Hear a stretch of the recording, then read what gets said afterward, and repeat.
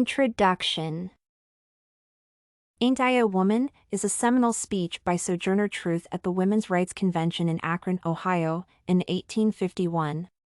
Truth was born into slavery in the 19th century United States, subsequently becoming an outspoken abolitionist speaker and women's suffragist.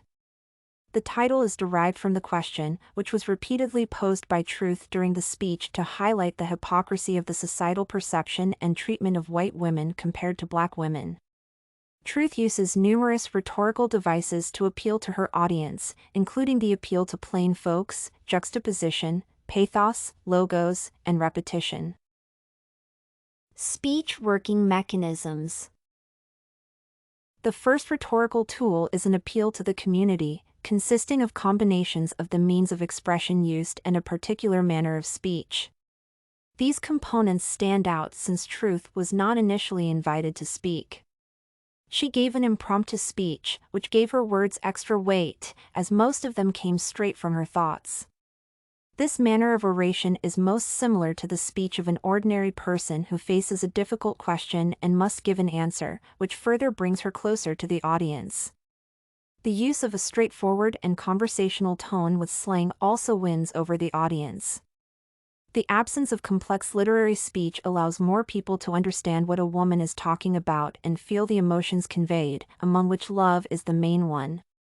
Through love and passion, Truth sought to draw attention to her words and connect with her audience. Using these instruments, she recounted the complex problems in understandable and straightforward words, appealing to emotions. Ethos presence. Ethos is about building trust and a bond between the speaker and the audience. It is how the orator manages to convince his audience of his right to speak on this topic.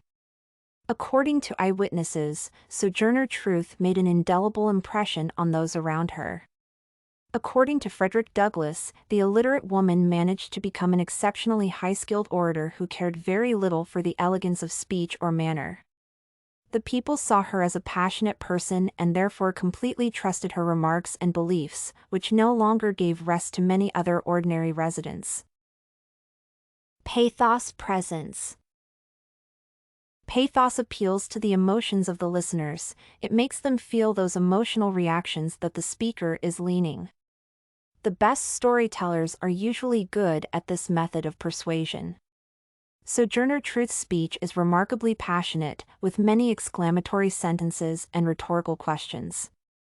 There is a personal appeal to the listener, which creates a sense of union and personal interest in the topic of debate.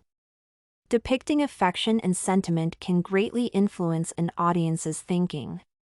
The concepts of duty and social responsibility in Truth's speech are intended to generate understanding and acceptance among the audience.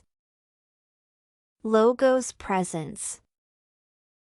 Logos is the logical matter and completeness of the speaker's arguments. Truth speeches focused on the abolition of slavery, women's rights, prison reform, and legislation against physical punishment.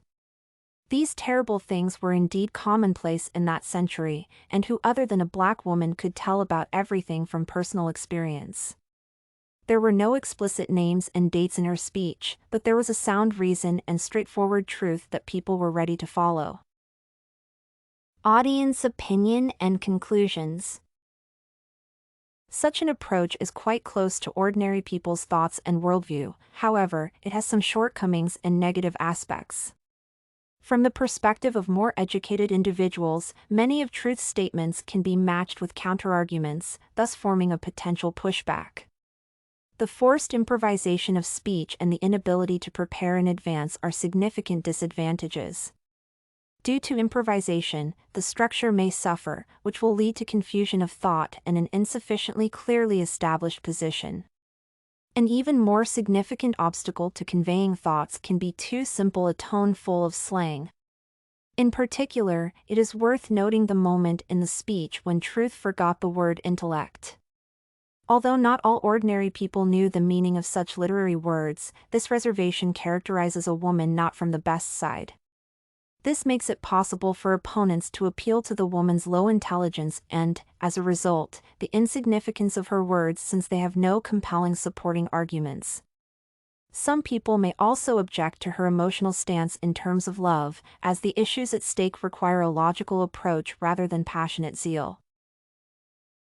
This and many other essays are available at studycorgi.com.